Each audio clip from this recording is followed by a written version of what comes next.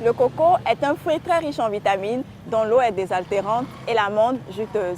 Séchée, cette amande vous permet d'obtenir plusieurs produits dont l'huile de coco. Bienvenue à tous dans ce numéro de Fayège Actu. Aujourd'hui, nous changeons de décor et nous nous rendons sur le lieu d'activité d'une entrepreneur. Il s'agit de Madame Kokwe Anita Gamado. Elle est productrice d'huile de coco et des produits dérivés du coco.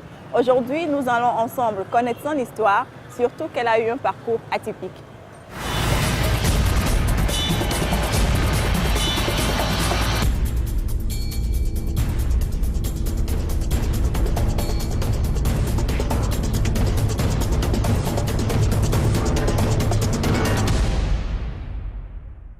Encore une fois, bienvenue dans Fayège Actu. Je l'annonçais tout à l'heure, Madame Gamado, vous avez eu un parcours atypique. Parlez-nous-en. En effet, j'ai fait mon bac C et après l'avoir obtenu, j'ai fait une formation en BTS et comptabilité des entreprises.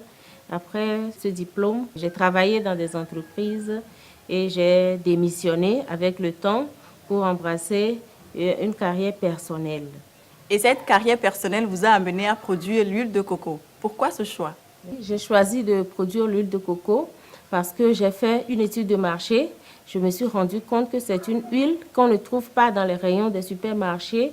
Or, c'est une huile que nos grands-parents utilisaient beaucoup. C'est une huile qui a beaucoup de vertus, qui contient de la vitamine A, de la vitamine E, du zinc, du cuivre, du phosphore, qui est très bon pour la cuisine. C'est une huile qui renforce le système immunitaire de l'homme. C'est une huile qui est recommandée aux femmes enceintes, aux bébés qui n'allaitent plus, aux femmes qui allaitent également les bébés. C'est une huile qui stabilise le taux de glycémie. C'est une huile qui prévient et soulage l'ulcère. C'est une huile qui favorise la poussée des cheveux. C'est une huile très bonne pour la peau. C'est une huile de friture excellente. Alors, vu toutes ces vertus de l'huile de coco, j'ai opté pour sa transformation. Et pour lancer votre activité, vous vous êtes approché du Fayège. Comment êtes-vous entré en contact avec cette institution? Le Fayège, le Fonds d'appui aux initiatives économiques des jeunes, j'en ai entendu parler de bouche à oreille et je me suis rapprochée du Fayège. J'ai fait des formations en entrepreneuriat. J'ai écrit mon plan d'affaires que j'ai déposé au Fayège et suite à cela, mon plan d'affaires a été retenu et le Fayège m'a financé d'un montant de 2 125 000 francs CFA. Et c'est là que j'ai commencé mon activité. Et comment s'organise ce travail, la production? On part de l'approvisionnement en noix de coco jusqu'à l'obtention de l'huile. Comment s'effectue ce travail-là? C'est des noix sèches qu'on achète et c'est ça qu'on transforme. D'abord, on casse ces noix, on enlève les amandes, on broie, on essaye de faire ressortir le lait de coco. Ce lait-là, on le dépose un peu au soleil pour que ce lait devienne une crème. Et c'est cette crème qu'on racle, qu'on met au feu jusqu'à l'obtention de notre huile. Maintenant, pour l'approvisionnement, nous n'avons pas de fournisseurs fixes, puisque c'est une cueillette qui se fait tous les 3 mois. Or, quand on achète, maintenant, on ne peut pas attendre 3 mois avant d'en acheter encore. Donc, nous avons divers fournisseurs qui nous appellent maintenant pour qu'on vienne en acheter. Et nous avons des femmes qui travaillent avec nous. Il y a un homme qui casse les noix, une femme aidée d'une autre qui font le traitement. Et moi-même aussi, je suis active dedans. Et j'ai aussi un commercial qui se charge de la livraison du produit fini.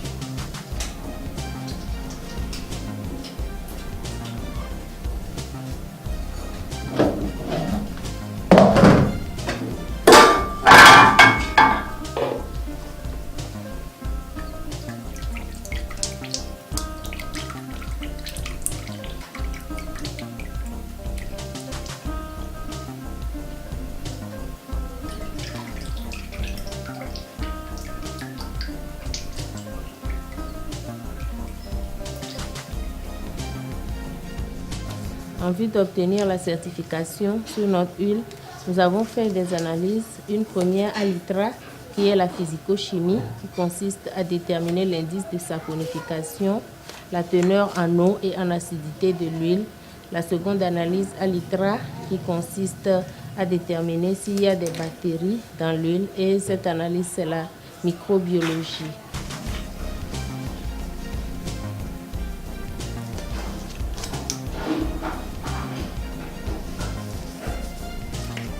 Nous avons eu les résultats qui attestent que notre huile est saine.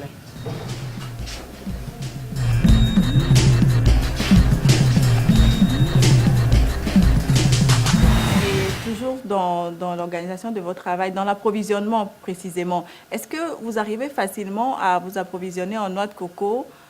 Au début, ça a été difficile pour nous parce que les étrangers viennent acheter ces noix de coco et comme nous sommes rentrés dans le domaine tout fraîchement, nous avons eu des difficultés à convaincre les fournisseurs pour qu'on s'en approvisionne. Mais de nos jours, ils ont commencé par avoir confiance en nous et puis ils nous livrent également une partie. Pour distribuer vos produits, vous avez besoin d'être visible sur le marché. Alors, quelle est la stratégie marketing que vous adoptez pour atteindre cet objectif? Pour atteindre cet objectif, les stratégies marketing que nous adoptons, c'est des campagnes publicitaires, des participations à des foires et à des salons internationaux que nationaux avec l'appui du FAIEJ. Et parlons justement de foires. Récemment, vous étiez à Dakar pour participer au village de la francophonie. C'était en marge du 15e sommet des chefs d'État de la francophonie. Parlez-nous un peu de votre expérience là-bas à Dakar. À Dakar, nous avons eu une expérience très heureuse. Nous étions 3 Togolais envoyés au nom du FAIEJ et nous avons exposé des produits de la transformation de manioc, transformation de noix de coco de Kinkeliba. Personnellement, j'ai exposé des produits comme le coco râpé et l'huile de coco. Les gens ont beaucoup apprécié ces produits-là et en 2 jours, j'ai vidé mon stock. J'ai dû faire appel à Lomé pour qu'on nous renvoie un autre stock à vendre. Je suis revenue du Sénégal avec des commandes, beaucoup de contacts et actuellement, nous sommes en train de faire des productions pour les envoyer à Dakar. Avez-vous d'autres foires en vue?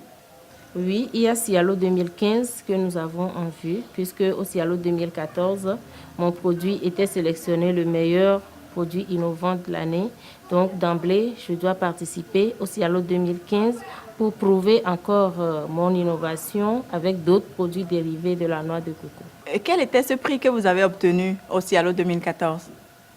Pour le Cialo 2014, c'est un concours qui a été financé par la GIZ, la coopération allemande. Et donc, ce prix que j'ai obtenu est financé à hauteur de 1 500 000 francs. Quelles sont les perspectives futures pour UPEC-DC? Nous comptons moderniser notre entreprise en transformant cette entreprise en une usine de transformation de la noix de coco. Déjà, nous sommes en train de monter une petite machine qui va nous permettre de malaxer la noix de coco broyée et puis de presser cette noix pour obtenir le lait de coco. Nous avons également commandé d'autres machines telles que le filtre à huile pour parfaire notre huile pour qu'elle soit totalement claire, limpide. Madame Gamado Kokoé, merci de nous avoir accueillis dans votre unité de production d'huile de coco. Nous vous souhaitons beaucoup de courage et bon vent pour votre projet. FAIEJ Actu de ce mois, c'est fini. On se retrouve le mois prochain pour une nouvelle découverte, une nouvelle aventure. À très bientôt.